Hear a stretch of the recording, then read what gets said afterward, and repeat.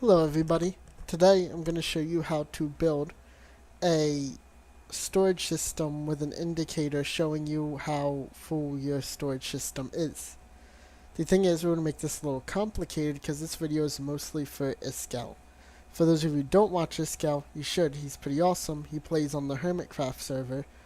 Anyway, iskall is building an island made out of plastic, or what he's calling plastic. It mostly looks like plastic. So you want to build a storage system similar to this system here, where you have one chest here, and it feeds into multiple chests that you stack like this. It's a pretty common storage system. Most people build it. It's easy. You can store a lot of bulk stuff. It's, like I said, it's relatively easy to build. And most people like to have a light indicator up at the top to show you how many chests you have full. Because the thing is, if this is all walled in and you're standing here, you have access to this chest, but you don't have access to the chest in the back to see how full they are. So you know this chest is full, but you have no way of knowing how full the other ones are. And typically this is the kind of storage system you'd build if you're doing like a mob farm, because as I said, you can store mass quantities of stuff. Well, normally what you would do is you would use a lamp system. You'd put lamps here and you would make the lamps light up. It's fairly simple wire, fairly easy. I'm sure you've seen it before. If not, I'm sure you can find a video to do it. The thing is, iskall doesn't want to do lights because it doesn't fit his plastic theme. He wants to use green sand. And if he has one double chest full, one thing of green sand, two double chests full, two things of green sand, three double chests full, three things of green sand. To actually hook it up to drop the green sand in was fairly simple and straightforward. To hook it up to drop the green sand out as you empty this chest and your double chest back here empty was the problem that he was having. And he was talking about earlier setting up a design where you would have behind there 3 pistons stacked with your sand on top. And as you power these pistons, they will go up, filling in your green sand, which is fine. That's fairly straightforward. The problem is you're going to run into a problem bringing these back down because of the way sticky pistons work. And I built this setup here to show you where it's going vertical, but it'll essentially be the same thing. So the idea was, as you empty your box, you lose power here, your sand falls. As you empty your box, you lose power here, your sand falls. And when you lose your final double chest, that falls. Problem is, you can see these sticky pistons don't work right when you do that. And I have it set up vertically here to show you it easier. So you see you power all 3. When you power this one down, fine, it comes down. Now the sticky part of this doesn't matter because the sand falls with it. But the sticky part on these is what matters. So when you power this one off, it's pulling back, and it's pulling back this piston because it's stuck to it. The problem is when you power this piston, because this piston here is not powered, it's not stuck to this piston anymore, so it's not going to pull it back. Now that's easy, not easy, but you can overcome that by timing stuff with various pulses of redstone, but it would make it way more complicated, and I think I have a much simpler way to do what he wanted to do. And I'm going to show you guys that simple way here. So let's first set up our 3 double chest. Set that up. Set that up. And do that.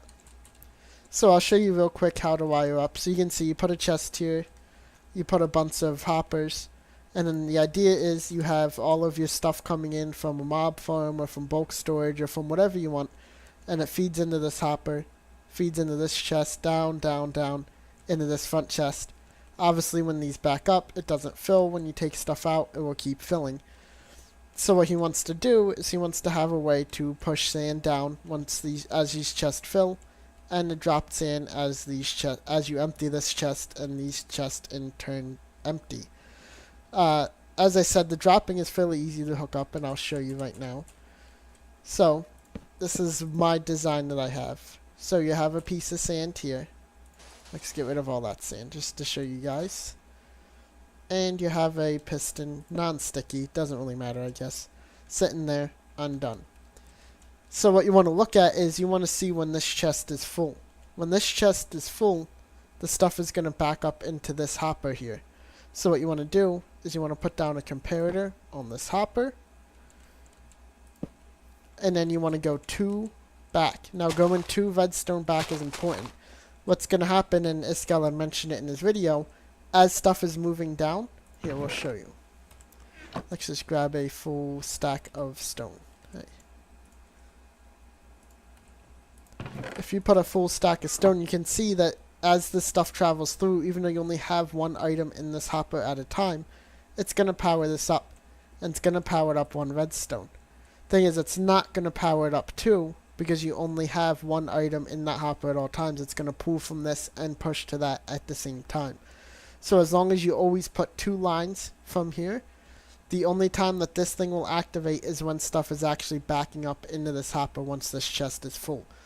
Once this chest fills and stuff starts backing up into this hopper and you get enough stuff, you're going to put out 2 lines of redstone, and at that point you can then use your repeater to to continue this current out. And then we're just going to hook it up to a fairly simple thing that turns a full redstone signal into a quick flash to push sand down, or to move a piston, or do whatever you want, really.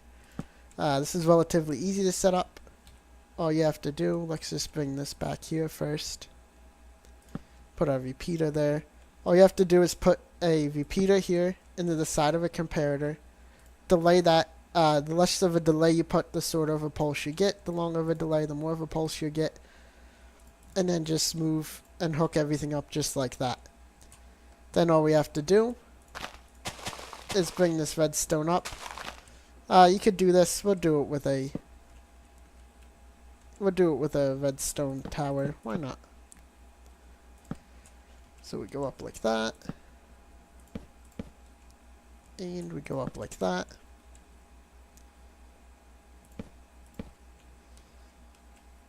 And we actually don't want that. We'll go up like this.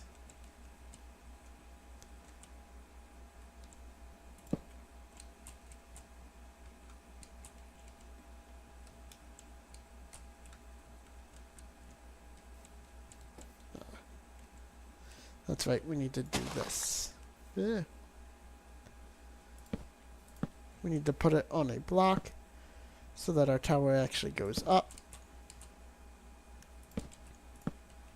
So you can see when that's powered, it's going to power that, which is going to power this.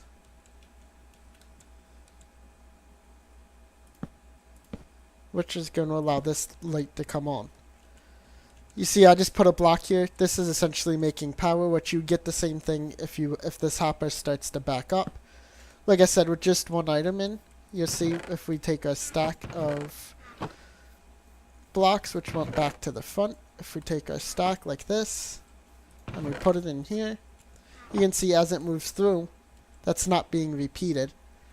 And then I'll show you guys in a little bit, once we get everything hooked up, that if you were to remove this chest, which would in theory replicate backing this chest up, completely filling it, backing items up into here, it will do this. But I find it easiest to just use a constant redstone signal to make sure that everything works.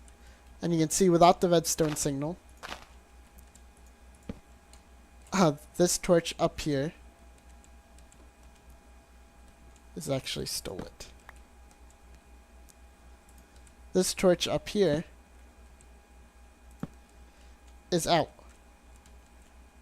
That's without the redstone signal, so that means that this hopper is empty or only has one item in, because remember, with one item you don't have enough to move. So when you do this, you see you activated. Why didn't this thing work?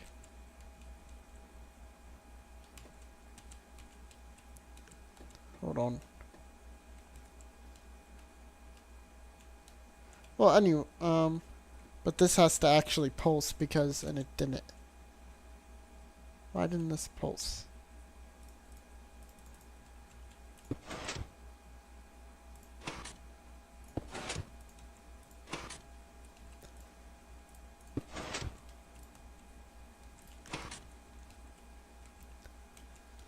I would normally actually prefer to send the power in on this side anyway. So we can do this.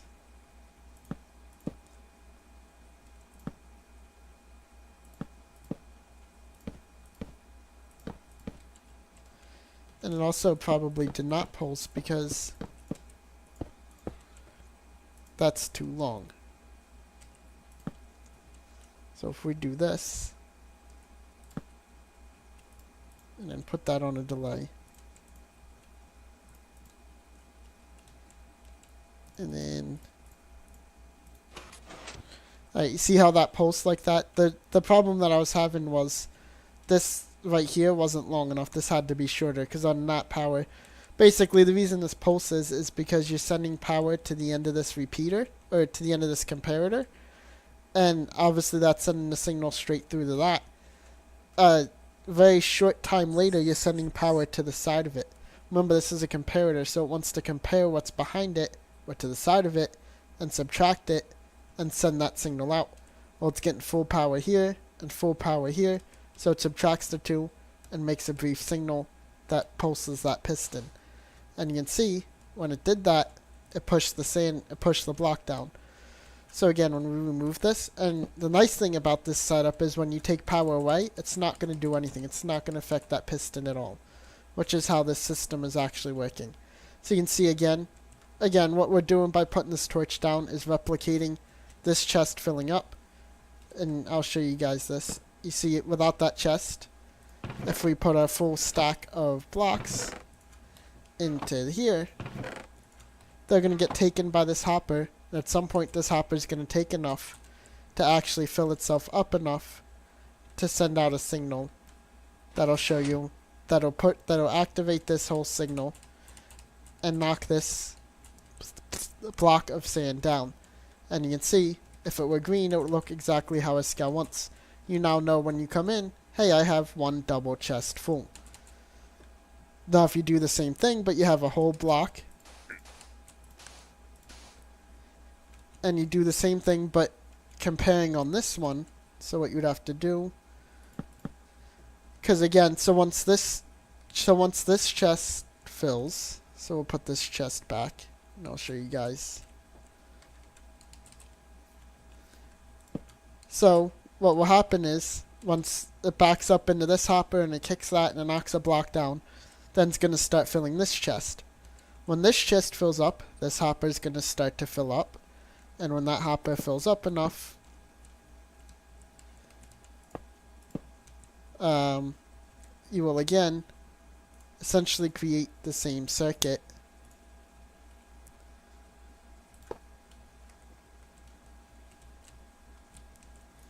And you can see, let's grab our block of stuff, which all got moved down here. Just to make sure that, I believe I put that comparator on the right level. That's gonna, we'll have to move that up one, actually, so that we can open that final chest. So let's put it here, and you can see when we're moving a block in, when we're moving blocks through this hopper, we get one, we have one redstone. Again, if it backs up, we'll end up getting two. So we're essentially recreating the same circuit. But this time we're going to have to power this piston. Let's move this piston up so that I can show you guys what's happening here. This has to be moved up so that we can move that, so that we can open this chest. I mean, once we hook everything up, in theory, you would never have to open this chest, but just to be on the safe side, we'll set it up so that that chest can be opened. And then we want to do this. And then we want to put our sand down. I just put a couple down there to show you guys. Let's just make sure that this thing is still pulsing. And you can see it still pulses. So that's, if we have one chest, it will pulse and drop one block down.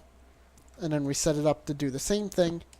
But now what we have to do is set up so that we power this side, because we have to send a different power. Because remember, once we pulse this once, and that box is full, this is going to have full power. You can see. I'll show you guys. We'll pop these out. We'll break this chest to act as if it's full. Drop everything into there. Break that one. And then you can see once that fills up enough, it pulses that, knocks a block down. But now this is full, so this circuit here is no longer usable to us because it's always on. And there's really no way to turn it off, to turn it back on with this pulse. So we're going to have to make a whole new circuit on this side, and then a whole new circuit on that side for the third and final chest. But it's fine because these are fairly easy to do. So we'll just hook this up real quick. Unfortunately, this isn't really compact. I know iskall doesn't have a lot of room, so he might not use this design simply because it's not compact enough for him. Because he doesn't have a lot of room back there where he wants to put it. But maybe I'll put it somewhere else just to make room for this, because I think this is going to be the best design that he's going to have aside from doing that. But like I said, you can see those pistons get messed up, so you're going to have to play around with pulses and all this stuff. And remember, the lag that could happen on a server could also mess that up. And so obviously you would want to try and avoid something like that. So his best bet would be to go with this, because even with lag, you shouldn't have too many problems on this setup here. You do have to keep that in mind that he is playing on an online server. So lag could always be an issue when you're talking about building things like this. And we want to build this out. Go there. Go there. Put that there. And then connect that. And again, now you can see we'll get the same thing. So let's see this thing in action. So all of our blocks are actually going to be in this hopper because I stopped them there. And I broke the hopper. Oh well. So all of our blocks are in that hopper because I stopped them there. Now we can essentially do the same thing here. We can move all the blocks. You see when it gets full enough, it'll activate and knock a second piece of sand down. So you have your first one, which is activated by that first. You have this now, which will drop your second. And you would essentially hook the same thing up for the third, but I'm not going to do that because you get the idea. The third would power it from this side. Again, iskall had a way of powering this. I don't know what his way was. His way was probably a lot less compact than this. And maybe he could use his way and still do this. But the reason that I did this way is because you'll see it's important now. Because now what you have to do is put a subtraction system in. So that's great. Now you have 3 full chests. You have 3 blocks here. But say you take enough out of here to empty a chest. Now you want to know, okay, I only have 2 full chests. So you have to figure out a way to drop a block from this, just 1 block, and not add any blocks up here. Which is why I like going with this design, because you can see, when we take power from this, it's not doing anything to that piston, so it's completely fine that we empty this hopper and that loses power. Doesn't affect anything up there. What it is going to affect is stuff down here. Essentially now what you would do is I'm going to build the same exact setup, except instead of activating the piston up there, we're going to reverse this system. And we're going to make it so that when we lose power, we'll have to do this just to get it into there so that we don't have any attached redstone that way. So now what we're going to do is we're going to reverse this. Now what you could probably do is move, because you would really want to have a wall here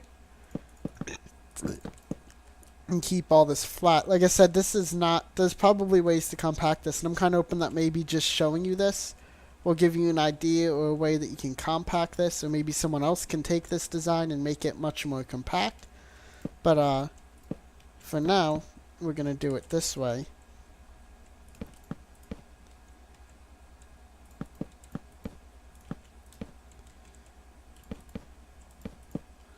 And we're going to do this. We're going to pull 2. And then we're going to make another one of these circuits here. We'll build it this way so that we could keep our wall going there.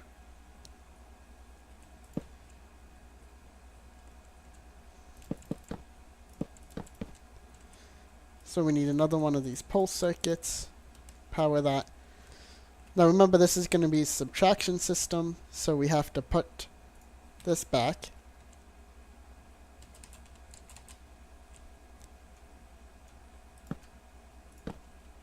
Oh, that's a trap chest. That's not a regular chest, and that's why they didn't connect. Well, crap. So put that back to lose power to that, and all of our blocks should end up back in this box, hopefully.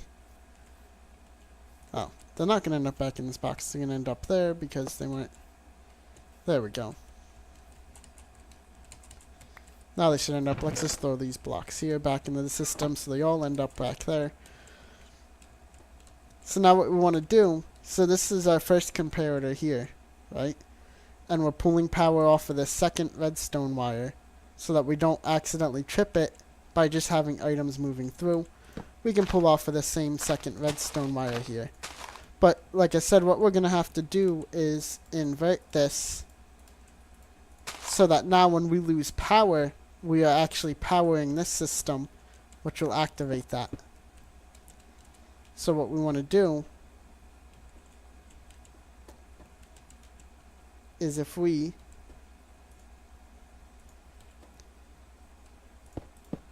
put a thing there and a redstone torch there, and then we put a, well, we can put a redstone dust here just to make sure, and then we could do that, and then that.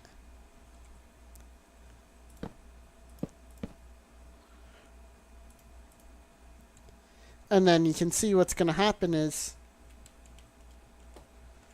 we actually need to do one more setup like this.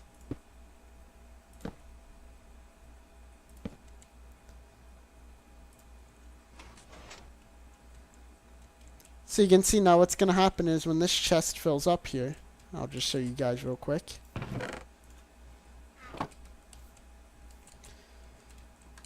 Once this chest fills up, so delete that chest, and this box and this fills up, you'll see what's going to happen is it's going to activate this.